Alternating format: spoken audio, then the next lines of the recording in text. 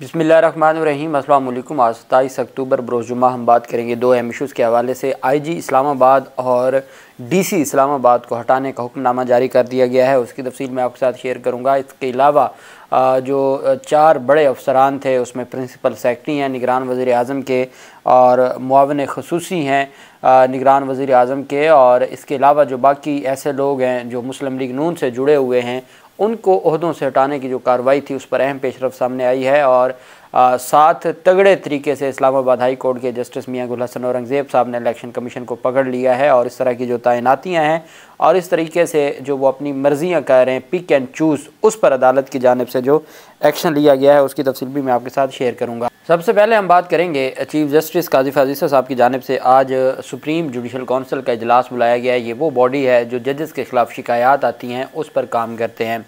मज़े की बात यह है कि ये वो चीफ जस्टिस साहब हैं जो ख़ुद विक्टिम थे इस सुप्रीम जुडिशल काउंसिल में दायर रेफरेंस का, और वो भी उस वक्त पॉलिटिकल बुनियादों पर किया गया था। इमरान खान ने बाकायदा तौर पर इस बात पर इजहार किया था कि ये उनकी गलती थी, और वो जिन्होंने दायर करवाया था वो भी सब जानते हैं। बहरहाल अब उसी तरह की एक तो तस्वीर वायरल हुई है जो वो वकील है जो इमरान खान पर कातलाना हमले का जो मुलज़िम है वज़ीराबाद वाला, उसका भी वकील है और वही शिकायत कुनिंदा है, कंप्लेनेंट है मज़ार नकवी के ख़िलाफ़, जस्टिस मज़ार नकवी के ख़िलाफ़। और उसने एक तस्वीर काजी फाजिसा साहब के साथ लगाई हुई और उनकी खुशामदाना एक पोस्ट की हुई थी। अब 12 कुल शिकायत हैं, उसमें मेरे ख्याल में आमिर फ़ारूक साहब के ख़िलाफ़ भी एक शिकायत है, और इसके अलावा जस्टिस एजाजुल हसन साहब के ख़िलाफ़ भी थी, साबिक़ जज जस्टिस साकिब निसार के ख़िलाफ़ भी थी, और अहम जो है वो है जस्टिस मज़ार नकवी के ख़िलाफ़। चूँकि जब सीनियर जज को मामला भेजा जाता है कि वो इसके ऊपर अपनी राय दें तो बाकियों के ख़िलाफ़ तो कार्रवाई का नहीं कहा था, लेकिन मज़ार नकवी की हद तक कार्रवाई करने का कहा था जस्टिस सरदार तारिक मसूद साहब ने। हालांकि जस्टिस सरदार तारिक मसूद के अपने ख़िलाफ़ भी रेफरेंस दायर हो चुका है, शिकायत दायर हो चुकी है, और अब उस पर तो देखते हैं कि आज कोई एक्शन होता है या नहीं होता, लेकिन मज़ार नकवी की हद तक।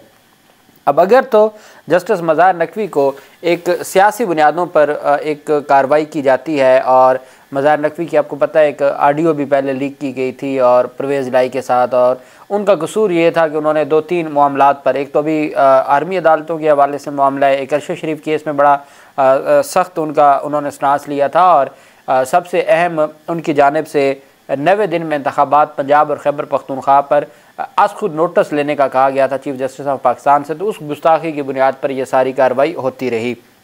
मैं उम्मीद करता हूँ कि काजी फाजिसा साहब के साथ जो अपने साथ जो बीती, क्योंकि वही इल्ज़ामात हैं जो काजी फाजिसा पर थे, और उस वक्त काजी फाजिसा साहब इस बात पर केस लड़ते रहे कि मेरे ख़िलाफ़ इस तरह का कोई एक्शन नहीं हो सकता या मैं जवाबदेह नहीं हूँ। तो आज उम्मीद है कि वो उसी इंसाफ का तकाज़ा है, और अब वो जो सियासी मूव है उसको मुस्तरद कर देंगे और जस्टिस मज़ार नकवी को इस मामले से क्लीन चिट देंगे। ये ज़रूरी है, नहीं तो उनकी अपनी जो शख्सियत है वो दाव पर लग जाएगी, और उनका अपना जो केस है कि अगर वो कल उनके असासे और उनकी फैमिली के असासों पर बात नहीं हो सकती थी तो आज मज़ार नकवी के टैक्स या उनके असासों पर बात कैसे हो सकती है, या उनके बेटों के टैक्स के। अब देखना यह है कि जुडिशल कमीशन में चूँकि जस्टिस एजाजुल हसन साहब भी उसके मेंबर हैं, जस्टिस सरदार तारिक मसूद साहब उसके मेंबर हैं, chief justice Balochistan high court और chief justice Lahore high court, ये 4 मेंबरान हैं, और 5वें जो हेड हैं वो चीफ जस्टिस ऑफ पाकिस्तान होते हैं। तो अब देखना यह है कि ये इजलास किस तरफ जाता है और क्या कार्रवाई अमल में लाई जाती है। दूसरी जानिब एक अहम डेवलपमेंट हुई, और वो फैज़ाबाद धरना केस में TLP से मुतल्लिक इलेक्शन कमीशन ने सुप्रीम कोर्ट ऑफ पाकिस्तान में रिपोर्ट जमा करवा दी है। इलेक्शन कमीशन ने रिपोर्ट में कहा है कि तहरीक लब्बैक रियासत मुखालिफ सरगर्मियों में मुलव्वस नहीं है। इलेक्शन कमीशन ने तहरीक लब्बैक के ख़िलाफ़ नोटिस वापस ले लिया है। सुप्रीम कोर्ट के फैसले पर अमल दरामद रिपोर्ट में सुप्रीम कोर्ट में जमा कराया ये रिपोर्ट में कहा गया कि तहरीक लब्बैक की रियासत मुखालिफ सरगर्मियों में मुलव्वस होने पर वजारत दाखिला से रिपोर्ट मांगी थी। वजारत दाखिला की रिपोर्ट के मुताबिक तहरीक लब्बैक रियासत पाकिस्तान की मुखालिफ सरगर्मियों में मुलव्वस नहीं है। इलेक्शन कमीशन अपनी जमा कराई गई रिपोर्ट में कहा गया कि TLP के फंडिंग ज़राए का भी जायज़ा लिया गया। तहरीक लब्बैक को 15 लाख ममनुआ ज़राए से मौसूल होने हुए। ताम तहरीक लब्बैक के 15 लाख ये रकम आटे में नमक के बराबर है। महज इस छोटी रकम को गैर मुल्की फ़ंडिंग करार नहीं दिया जा सकता। इलेक्शन कमीशन ने अब चूँकि ऑर्डर है जी कि उनको क्लियर करना है, जिनको क्लियर नहीं करना उनको उनकी ममनुआ फ़ंडिंग को भी फ़ौरन फंडिंग का नाम देते हैं। इलेक्शन कमीशन ने कहा कि ऐसा कोई सबूत नहीं कि टीएलपी रियासत मुखालिफ जमात है। इलेक्शन कमीशन ने इंक्वायरी के बाद तहरीक लब्बैक के खिलाफ नोटिस वापस ले लिया है। इलेक्शन कमीशन ने सुप्रीम कोर्ट फैज़ाबाद धरना केस के फैसले पर अमल कर दिया है। इलेक्शन कमीशन को अपनी आईनी जिम्मेदारियों का मुकम्मल अदराक है।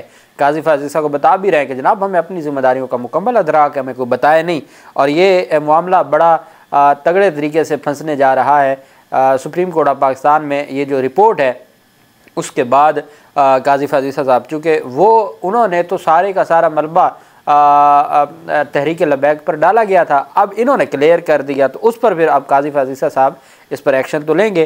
पैमरा ने भी तहरीरी जवाब जमा करवाया जिसमें कहा गया कि अदालती फैसले पर अमल दरामद कर दिया। सुप्रीम कोर्ट के तमाम अहकामात पर मिनवान अमल कर चुके तमाम टीवी चैनल्स को मजहबी मामलात नशर करने पर एहतियात बरतने की हिदायत कर दी है। पैमरा ने जवाब में कहा कि फैज़ाबाद ऑपरेशन के दौरान भी टीवी चैनल्स को लाइव कवरेज से मना किया था। हदायत की खिलाफ वर्जी पर टीवी चैनल्स की नशरियात बंद कर दी थी। वफाकी हुकूमत की हदायत पर 24 घंटे के बाद नशरियात बहाल की गई।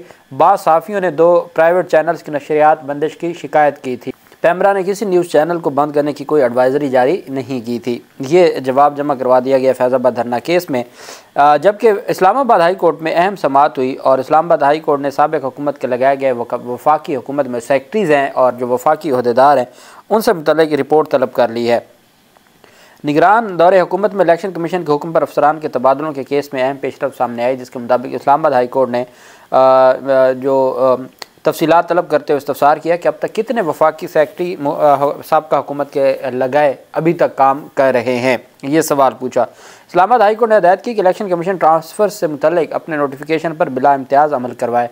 अगर आइंदा मंगल तक इलेक्शन कमीशन के हुक्म पर बिला इम्तियाज़ अमल ना हुआ तो इस केस में ऑर्डर मुअत्तल कर दिया जाएगा।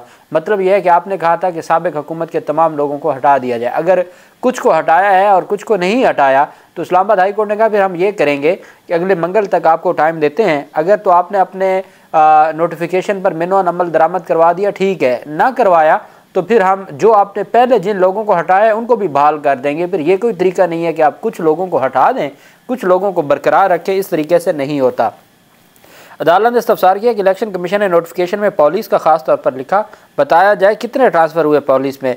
CDA में तैनात डेपुटेशन अफसर मेंबर प्लानिंग के तबादले के खिलाफ दरखास्त पर समाअत हुई। जस्टिस मियां गुल हसन औरंगजेब ने पूछा कि चेयरमैन CD और चीफ कमिश्नर आपके कहने पर ट्रांसफ़र हुए थे, जिस पर DG इलेक्शन कमीशन ने जवाब दिया कि हमारे कहने पर दोनों अफसरान ट्रांसफ़र हुए थे। जस्टिस मियां गुल हसन औरंगजेब साहब ने पूछा कि क्या ट्रांसफ़र से मुतल्लिक आपके नोटिफिकेशन पर मुकम्मल अमल दरामद हो गया?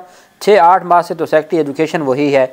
इलेक्शन कमीशन इसलिए ट्रांसफ़र चाहता है कि ये वो अफसरान है जो पिछली हुकूमत ने तैनाती किए थे। क्या ये सिर्फ यही लोग थे जो तैनात हुए थे या कुछ सेक्रेटरीज़ भी थे? जवाब भी मौजूद हैं जो अब भी मौजूद हैं। पिछली तारीख पर पूछा था कि क्या 7-8 माह से तैनात सेक्रेटरी एजुकेशन वही है? अदालत ने DG इलेक्शन कमीशन को हदायत की कि आपको एक और मौका दे रहे हैं, अपने नोटिफिकेशन पर बिला इम्तियाज़ कार्रवाई करवाएं।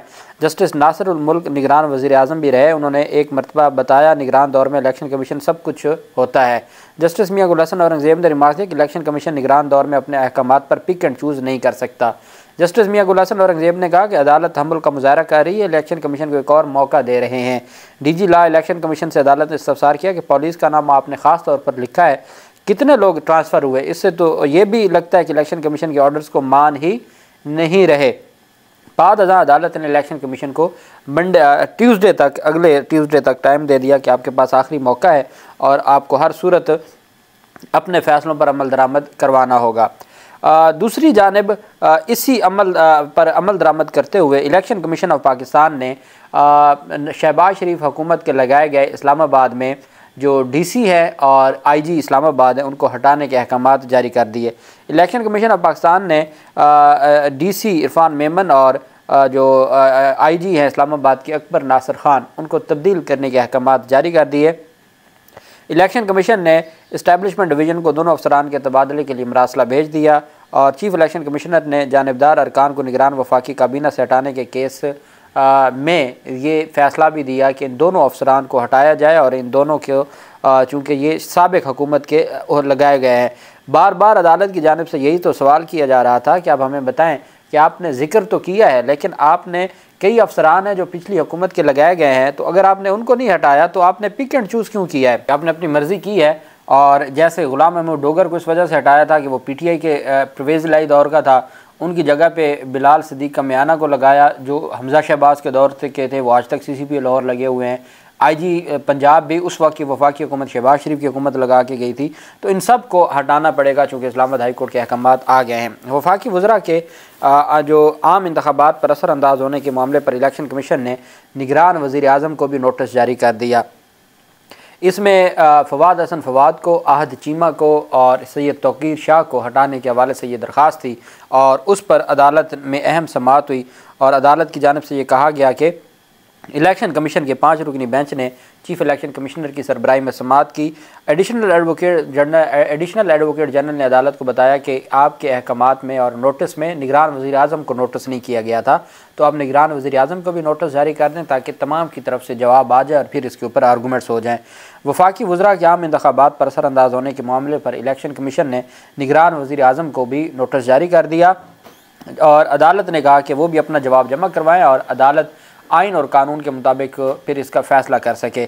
मंगल वाले दिन के लिए ये भी समाअत मुलतवी की है, चूँकि जो इस्लामाबाद हाई कोर्ट ने मंगल तक का मोहलत दी हुई है, तो मंगल वाले दिन ही इन्होंने समाअत रखी हुई है और उसमें जो अहम तफसीलात सामने आएंगी। और मैं समझता हूँ कि इलेक्शन कमीशन को अब नज़र आ गया कि हर सूरत उनको इस्लामाबाद हाई कोर्ट के अहकामात पर अमल दरामद करना होगा, इसके अलावा उनके पास कोई और ऑप्शन नहीं है। और इस वजह से इस्लामाबाद हाई कोर्ट ने मंगल तक मोहलत दी है और मंगल को ही इन्होंने निगरान वज़ीर आज़म से भी रिपोर्ट तलब की है और चूँकि ये भी सेक्रेटरीज़ में आते हैं, प्रिंसिपल सेक्रेटरी भी वही है, तो उस पर इनको हर सूरत ओहदों से हटाना होगा। इस्लामाबाद हाई कोर्ट इस मामले पर स्टैंड ले चुकी है और उसमें पहला नंबर IG इस्लामाबाद का और DC इस्लामाबाद का लग चुका है। अल्लाह पाक पाकिस्तान का हामी नासिर हो। बहुत शुक्रिया। अल्लाह हाफिज़। पाकिस्तान जिंदाबाद।